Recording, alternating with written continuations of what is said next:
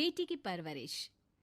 जिंदगी किसी को किस मोड़ तक ला सकती है। एक दिन कविता अपने पति से कहती है, कौन है ये बच्ची, बताते क्यों नहीं, क्यों लेकर आए हो इसे यहाँ? कविता, ये मेरी बच्ची है। माँ पापा मेरी शादी शिवानी से करने के लिए मान नहीं रहे थे, लेकिन मैं उससे बहुत प्यार करता था। अब वो इस दुनिया में नहीं है, लेकिन सन्निका की जिम्मेदारी मेरी है। इसे मैं अपने पास ही रखूंगा। कविता ये देखकर सुनकर सन्न रह जाती है।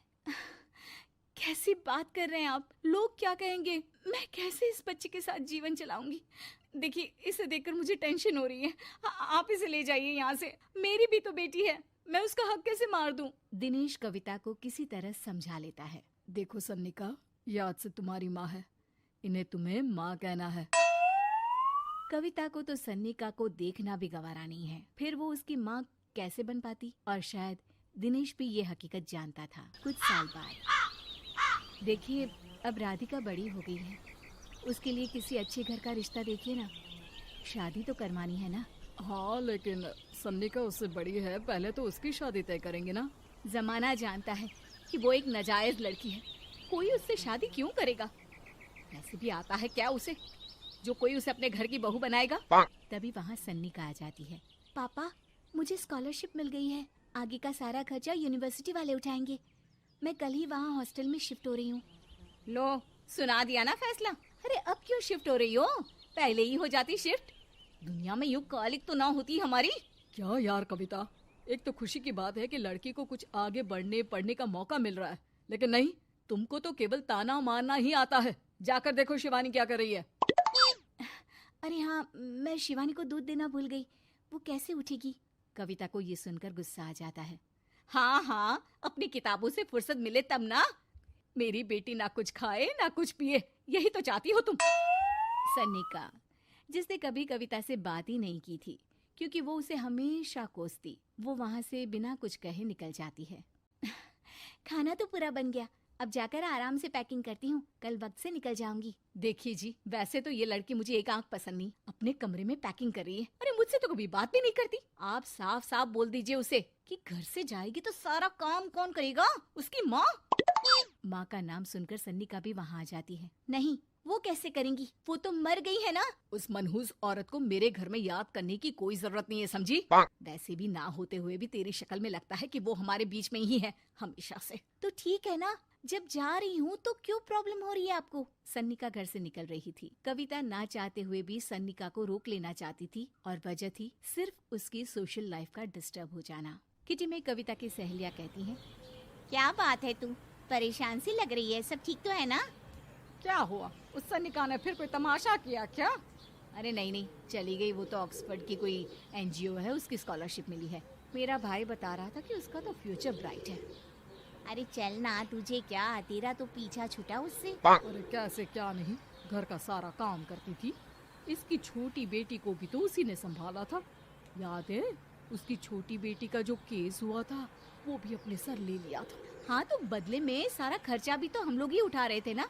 और पता है, वो मुझसे बात भी नहीं करती, जैसे पता नहीं मैं ही उसके माँ के मरने के लिए जिम्मेदार हूँ। अरे खुद को क्यों दोष दे रही है? तूने जो किया शायद कोई नहीं करता। कविता को समझ में नहीं आ रहा था कि उसके साथ ऊपर वाले ने ऐसा क्यों किया। वो शाम को घर आती है। आज तो बहुत खुश होगी तुम, एक बला से छुटकारा मिला ना तुमको। बेचारी की जिंदगी नरक बना कर रखी थी। वो तो कहते हैं ना, ऊपर वाला सब देखता है। देखो, चुन लिया उसने अपना रास्ता। कविता का मन तो करता है कि वो पति को सब कुछ सुना दे, लेकिन सामने सास खड़ी होती है।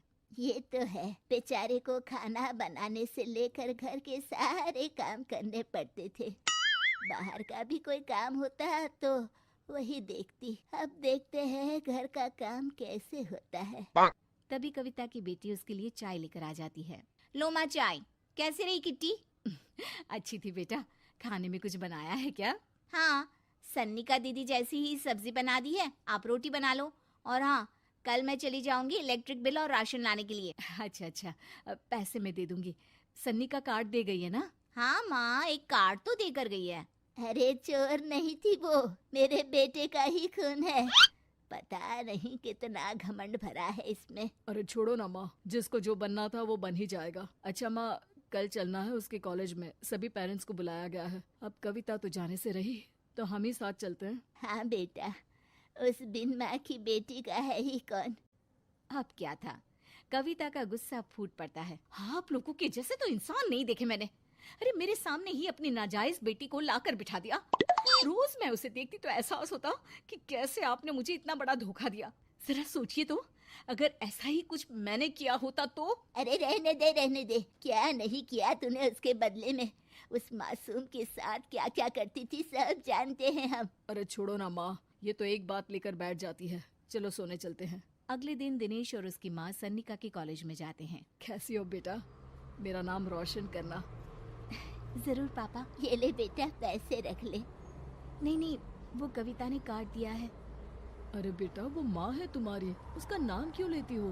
अरे हटाओ भी, क्या ही क्या है उसने इसके लिए, क्यों माँ बोले। तभी वहाँ सन्निका की टीचर आ जाती हैं। सन्निका की माँ नहीं आई? जी नहीं, वो घर में बेटी है ना, सबका एक साथ आना तो मुमकिन नहीं था। तो उन्हें भेज देते, हम सभी उनसे मिलना चाहते हैं। मानना पड़ेगा, बहुत अच्छी तरह से पाला है उन्होंने अपनी बेटी को। क्या घर का काम, क्या बाहर का, कॉन्फिडेंस तो कूट कूट कर भरा है। पैसे रुपये के लिए भी इसे किसी का मुंह नहीं देखना पड़ता। स्कूली शिक्षा भी लाजवाब है। पिता और दादी को एहसास होता है कि जिस कविता के पालन पोषण पर उन्हें हमेशा से शक रहा, वो सन्निका के भविष्य के लिए किसी वरदान जैसा साबित हुआ।